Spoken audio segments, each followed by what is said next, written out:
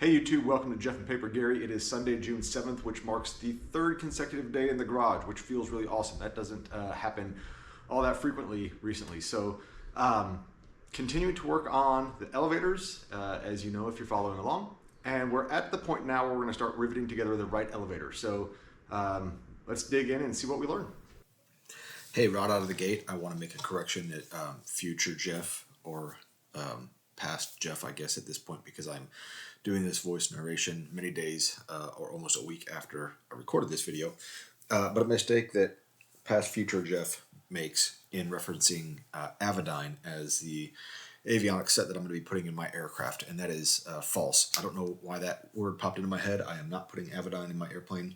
At least I don't think I am. Right now I'm leaning towards a Dynon system. Nothing against Avidyne. They make great products, and I became introduced to them many years ago, early in my aviation career when I was working general aviation stuff.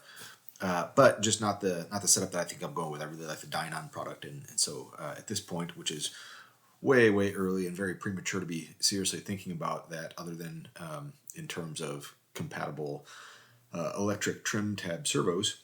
I just Dynon is the way I'm leaning. So a couple things here. You're seeing me here with these smooth jaw channel locks that I bought at the recommendation of T-Flight 77. Tim over there at T-Flight 77. It's an interesting tool, and it works well enough to set -3 rivets in very close quarters if you're very careful. It's not the greatest tool to set rivets with, of course, but it does work. And so when you get down to the trailing edge of this, you have very little room. And so my two options were this funky hand-carved, hewn, machined bucking bar that I bought from the surplus bin at Brown Aviation Tool, which I've never had any real great success with, and then, of course, using the rivet gun, or squeezing it with these pliers. And like 8 out of 10 times, the pliers work well enough. There was one or two that I think I botched up that I had to drill out. And so that might be an option for you guys if you're interested. Get some smooth jaw channel lock pliers. If anybody needs to, maybe I'll post a link of which ones I got. But in a pinch, they do seem to do the trick. As you can see, I've got some help today. My buddy Tall Paul stopped by. So Tall Paul, the greatest human being on the face of this earth, and I'm not even joking. He came to work for me many years ago, and I shouldn't say many, but quite a few years ago when I first became a manager. And he's just a great guy, and he doesn't live far from me, so there are days when he's got some free time, and I could use either the company or some help in the garage, and he's over here to take care of things. So it was good hanging out with Paul for the day and getting some work done. Again, nothing that I really needed any help with, but it's always cool to have somebody here hanging out and makes the time go by a little bit faster, especially when you're doing boring stuff. So here you see me drilling out some of those rivets that I didn't set quite properly with the pliers. So it can be done. Do it carefully, and like I said, only use them when you have to. But it is a nice trick when you're in those close quarters. Other than that, nothing real remarkable. This is pretty much straightforward squeezing of rivets, and it goes pretty smoothly. So I don't know what else I can say here other than it does feel great to be getting close to the end, or what I think is nearing the end of the empennage kit. So for those of you that have been following along for a while, we've got the horizontal stab done, we've got the vertical stab done, we've got the rudder. I won't call it done because it doesn't have like the fiberglass fairings and the finishing touches on there, but for all intents and purposes, the rudder's done. Now this is the right elevator that we're working on. After we go and set all these rivets, we'll still have to roll this trailing edge. I'm sorry, I guess that would be the leading edge, which is tons of fun. And then move on to the left elevator and left elevator trim tab. So getting close, really looking forward to getting onto the next phase and start bringing in parts from the wing kit. But when it comes to this one, let's see, rolling the trailing edge. I want to talk about this. Sorry, rolling the leading edge.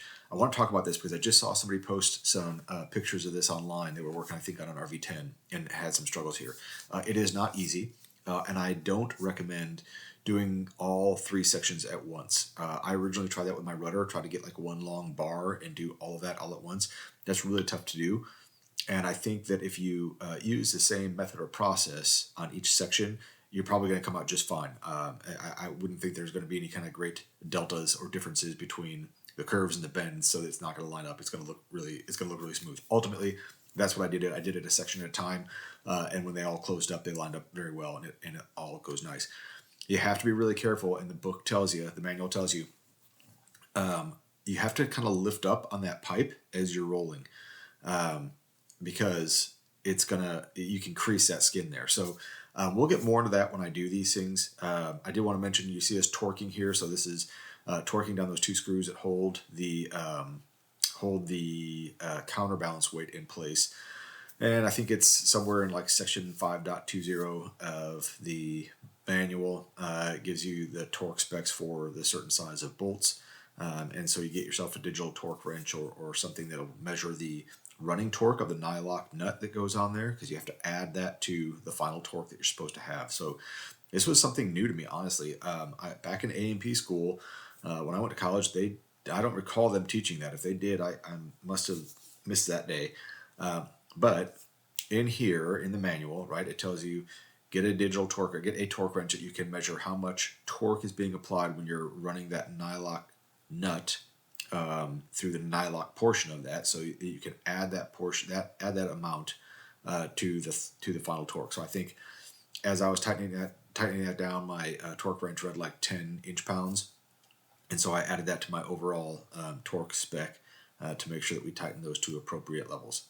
And that is it is quite a bit of torque on that on those screws. So it's good to have somebody with you. I would not recommend setting it up like we had in the stand there. Now that I'm thinking through it, laying it down would have been much smarter, and it would probably be a little bit easier to not only see but pull that whole maneuver off. But anyway, those are final torques, so that's good. I won't have to deal with those again, hopefully. And then we'll be moving on to this doubler plate here for the trim tab servo. So thanks for tuning in, everybody. We'll let real-time Jeff get you through the closeout section here.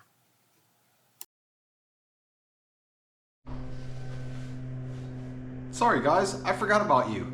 Camera went dead sometime while Paul and I were working. Not sure what we missed or caught or didn't, but them's the breaks. Back at it, I think.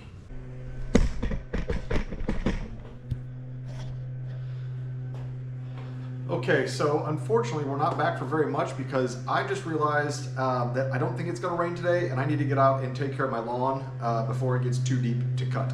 So looks like we're going to call it quits. I'll give a little recap here of some things that you missed. We got to the point where I did the machine countersinking in this doubler plate for the trim tab servo, and the Corgi trim servo that I bought that goes along with the Avidyne avionics that I intend to put in here, right? This was the servo that they recommended that we install. Unfortunately, just because of the design, the brackets that come with the package from Vans don't quite work. This flange on this servo is a little shorter than the other one, and so it doesn't line up just quite right. So I'm going to have to fabricate some new parts. Now, I've got it laid out on a sample piece of metal. I did a cardboard layout as well. I think it's going to work. I've got a friend that has a brake that I can get some nice clean bends on because I don't want to do it over a piece of wood here in the garage. So we'll get to that and see how those turn out. Hopefully I don't have to make too many of them before I can get it right, and we'll get on with life. So today, got the right elevator buttoned up, so that was great, and we'll start working on the left one again after I placed the order for the spar that got botched up a couple days ago. So thanks for watching, everybody. Please like, share, subscribe, comment if you think you need to, and until next time, take care of yourselves and each other. This is Jeff and Paper Gary out.